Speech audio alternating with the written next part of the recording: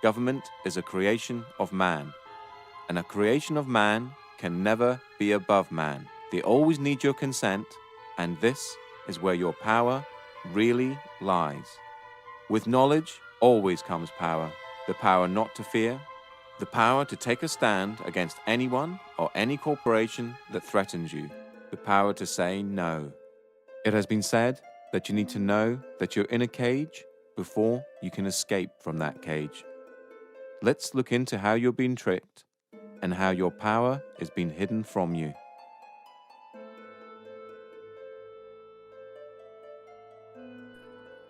If you've never heard of the terms legal fiction or straw man, then what you're about to learn is something that sounds so astonishing that it couldn't possibly be true.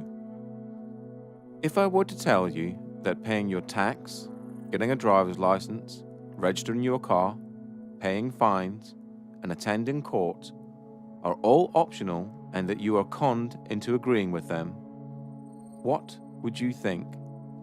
All statues and acts are optional too. Your straw man is a fictitious legal entity created at your birth through your birth certificate and the registration of that birth. Okay, my understanding of the legal fiction, the way I explain it when I do talks, I keep it really, really simple.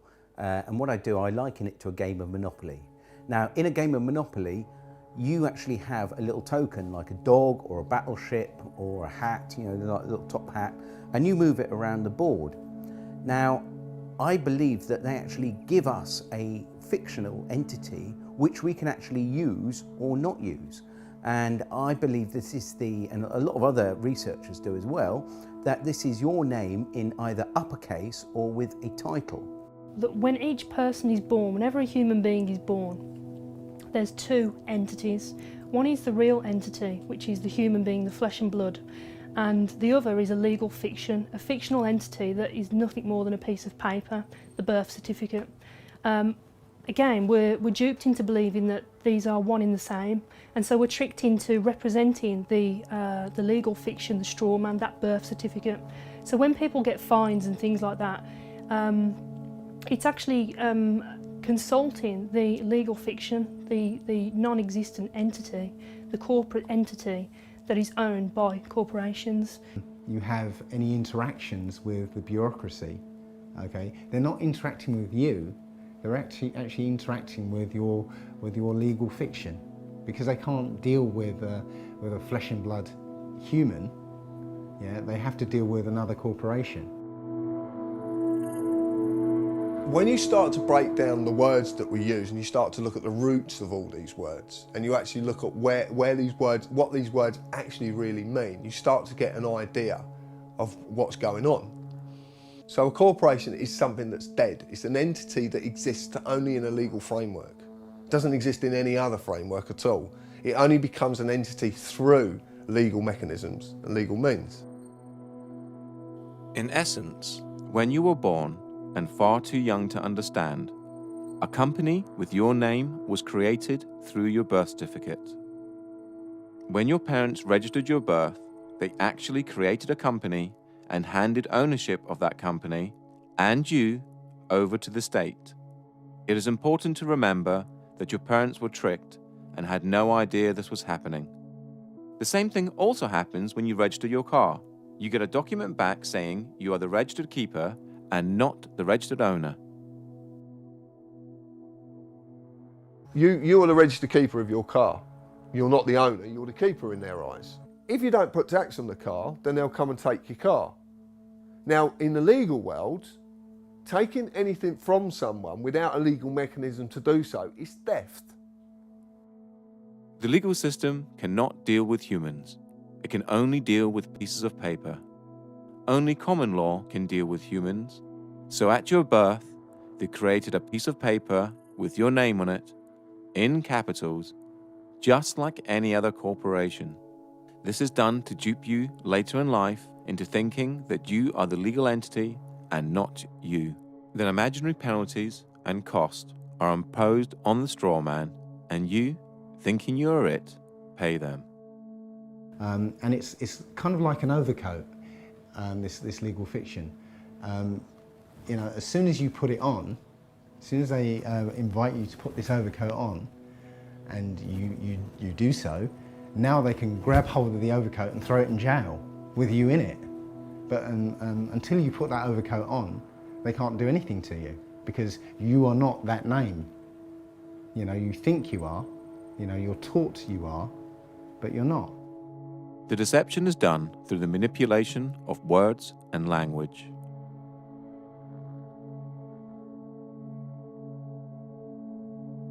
But that to me is legalese. It's just jargon that no one really understands, and because no one really understands it, no one ever questions it. We basically have a discussion that everybody is taught incorrect, but because everybody's taught incorrect, they believe it's correct. Legalese is a whole language of its own. It's a complete legal jargon that's not really designed for anybody to understand it, and it's something that's so complicated that not even police officers understand what they're saying. What is wonderful is that they create their own language called legalese, and it has a completely different interpretation from English. You know, we're supposed to have you know, this sort of understanding that we were within the law, and yet they're not even using the same language as we are. The easiest way to understand legalese is to realise that there are many English words that have more than one meaning, depending on whom you are talking to. If I were to ask you what a person was, you'd probably say a human being, but that's you or I. If you were talking to someone in the law society, i.e. a police officer, lawyer, judge, etc., they have a different dictionary to you or I, and person could mean company or corporation, i.e. the legal fiction. You know, if you tell a lie often enough, it becomes truth, or certainly the perception of truth. So legalese is jargon that nobody understands other than those who actually come up with a jargon that really, really deeply understand it. And even police officers don't understand it, or magistrates, or even judges for that matter.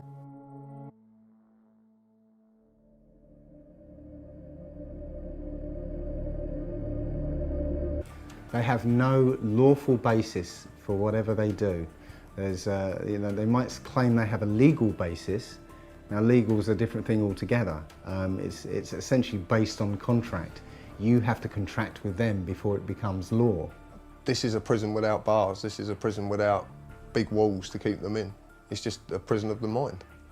Am I free to go? Listen, mate, I'm asking the questions. You're the public servant. Will you take your hand off my car, please? Thank you. I do not consent, officer. I don't consent to a mental breaching the peace. But I am sovereign over my human body, and I do not consent to any search. I do not consent to any authority you feel you have over me. I am a sovereign British citizen, and I do not wish to be searched. Excuse me, it's our right to film you. It's our right to film you. Yes, it is. Under what law are we not allowed to film you? I'm telling you not to film. Yeah, but you have no authority to tell me not to film. Because we're in a public area. James Parisi with the Quincy Police Department. What is your name, sir? That's good to know, sir. Yeah, what is your name? Well, I don't think that by law I have to identify myself if I'm on the sidewalk minding my own business and there's no laws being broken. You said, look, mate, I can't give you the full section. Can't give you the full section because you can't expect me to know it, is your words. Yeah? And I'm saying, well, if I can't expect you to know it, you can't expect me to know it. I'm not happy with this, mate, honestly. Okay, all right, well, am I being detained right now? No, you're not being detained right now. Am I free to go? Sorry? Am I free to go? Not at the moment, no, because I need to well, am I being detained or arrested right now?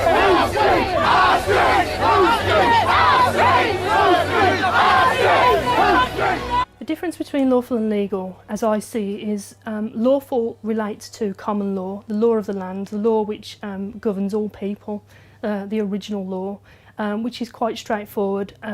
To me, it's a case of don't cause any harm or loss or damage to any person, and don't cause that to happen to anybody, and everything's good. And you know, that's pretty straightforward and simple. Everyone can understand what that means. Legal pertains to our legal system and where statutes and acts come from, and it's a system that doesn't actually relate to common law. So we've got these two systems running side by side. We've been fooled into believing that they are one and the same, and so when police are policing the streets, we're enforcing policies, acts and statutes which, when looked into, are not actually necessarily lawful. Common law pertains to lawful, and anything outside of lawful falls under the legal or no system at all. The legal system covers all statutes and acts and civil matters. Things like owing money to banks, not paying fines, or tax. Lawful refers to the natural law, the law of the land, okay? And that's not causing any harm to anyone, obviously not stealing from anyone, and not using fraud in your contracts. So basically, you're not doing any harm or trying to get one over on anyone else. Legal refers to the statutes, which I mentioned earlier. And the statutes are basically all the rules of society. So you've literally got tens of thousands, if not hundreds of thousands, of laws, which every day we could be breaking without knowing. We all know that you can't go around raping and killing and murdering and invading. We don't need fucking laws for that. Like, we'll deal with that as it comes.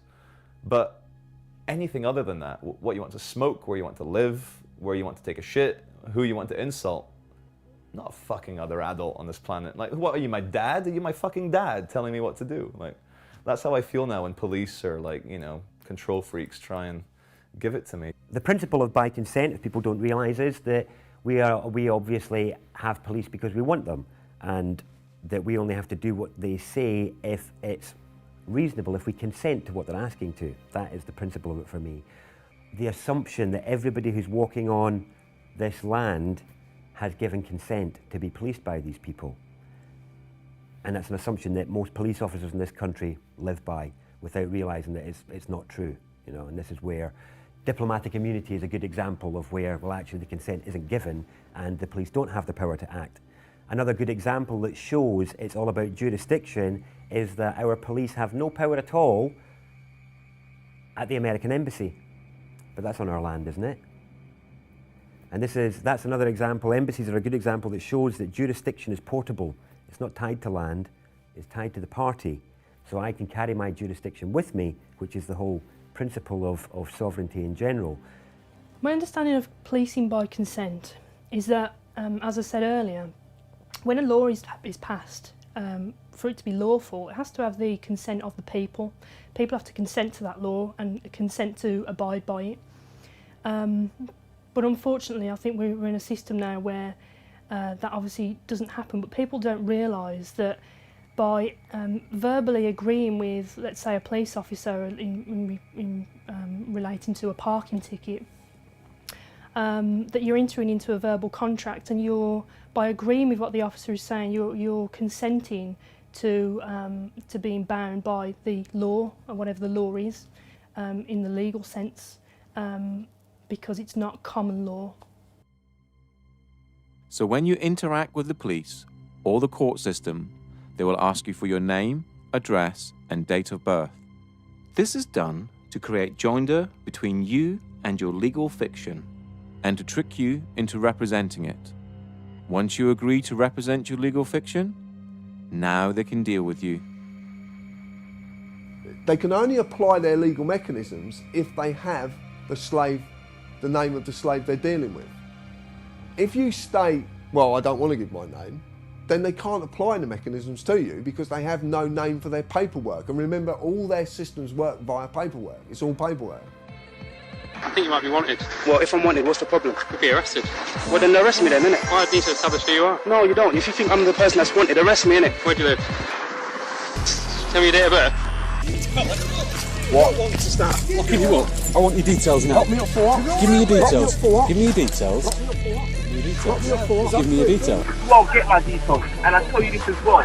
Yeah, I tell you this as well. I'm not a criminal. I'm a peaceful man sitting out here. But in the meantime, I'll leave you to it. But obviously, if there are any problems, then I might have to come back and obtain your details and speak to you further. Look, okay? You have no right to just leave me to it. You have no right to say you're going to come back and ask for my details. I'm me, he's him, yeah. You're you. That's our details. Oh yeah. Am I obliged to give you my details?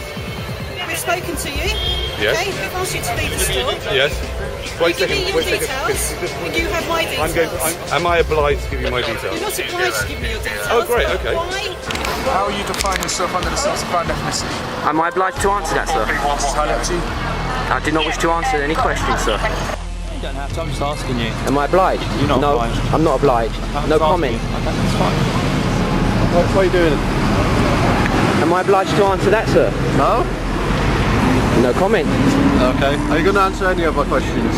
If I'm obliged, I will, but if I'm not obliged, then I won't be answering any questions. Oh, that's fine. Are you going to tell us your name or not? Am I obliged?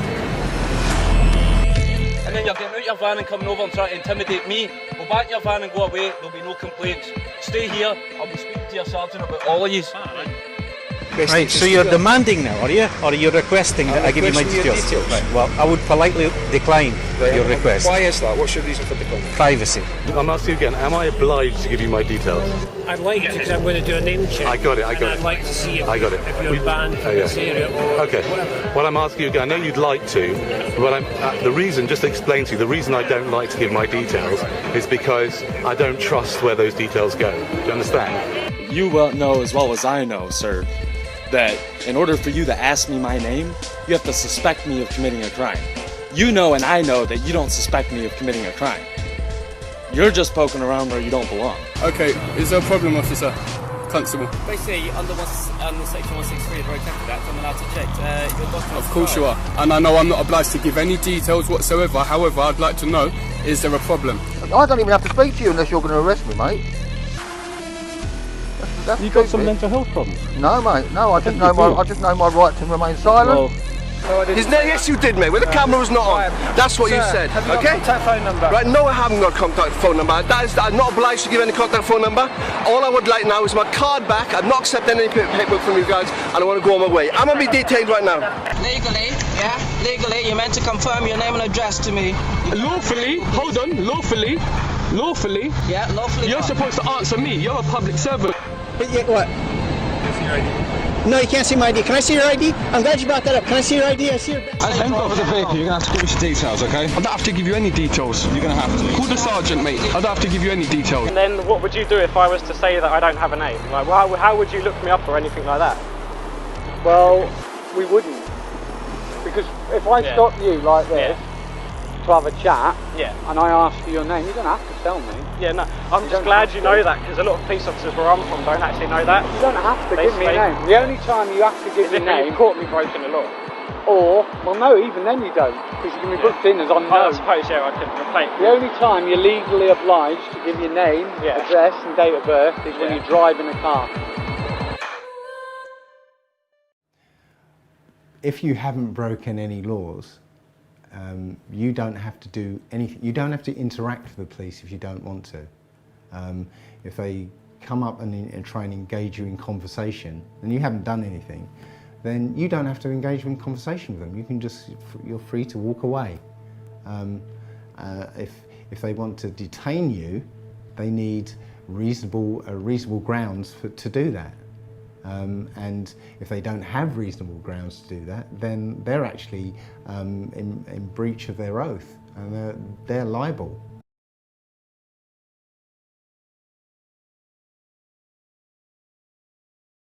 You know, it's frowned upon. It's very much a grey area, and police are being used to enforce statutes and acts of the legal system, and not really understanding what that means and what it means as a police officer to police. I believe that Black's Law Dictionary states that a statute is a legislative rule of a society given the force of law by those who consent. So a statute it doesn't actually say a statute is a law, it says it's a legislative rule of a society given the force of law, but only by those who consent to being in that society or consent to the fact that consent to the law. So if you say to a policeman when they stop you, I'm sorry, I do not consent, I do not understand, that is, I do not stand under you, then you can step away from that. But it's important that you uphold the actual natural law. And of course the policemen and magistrates and also the Queen, they all state oaths to the law of the land. So you can ask an officer if he's actually, are you on your oath? So it's important that we can actually get them on their oath, because They don't swear an oath to uphold the law of the sea or statutes. They swear an oath to uphold the law of the land. If you're pulled up by the police and the police say to you, can I have your name? And you say no, which officially you don't have to give your name. It's actually on the Metropolitan Police site itself. It actually says you don't have to answer their questions. But if you don't answer their questions, they're going to do one of two things. If you get a good copper, they're going to go, okay, not a problem, you haven't really done anything wrong, we'll leave you alone. You get a bad copper, then you're going to get dragged to the floor, roughed about, cuffs on, you'll be dragged down the station, where you will be bullied and coerced into giving your name in the end. And if you don't, they will just keep you as long as they possibly can. To lock any human being in a room that they can't leave, and especially in a room that has the very, very bare essentials, is torture. So remember, if you haven't broken any laws, no one has the right to tell you what to do. We are all equal in the eyes of the law, and we are all innocent until proven guilty. So if a policeman stops you in the street and you haven't broken any laws, do not comply. Always ask, am I detained? Or, am I free to go? Do not give your details and ask if you're obliged to. If they do try to search you or arrest you without your consent, tell them you are doing this under duress. If you have not broken the law, do not comply. Only interact with the police if you wish to. If you do not wish to, do not consent. The more of us that do not comply, the less likely this country will become like Nazi Germany or Communist China. If you ask a policeman to say, are you on your oath? Very often they change their, they actually realise what you're talking about and they change their behaviour because their oath was to uphold the common law of the land and not the statutes, not the law of the sea, which is the law of commerce. Because we realise that everything now is to do with commerce. When the policemen stop us, you're not wearing a seatbelt. Well, who am I causing harm to? Where's the loss or damage? It's crazy. And so they say, oh no, you're breaking the law. Well, I'm just breaking a rule, but why? What authority do they have over us? I haven't given them my authority. Police take an oath when they join the service. Again, they don't really understand what that means. It's not explained in any details. It's kind of a grey area, you just take it to mean whatever you want it to mean. But it's all been set up to allow the system that currently enslaves people to carry on enslaving and to further that enslavement into every aspect of our lives.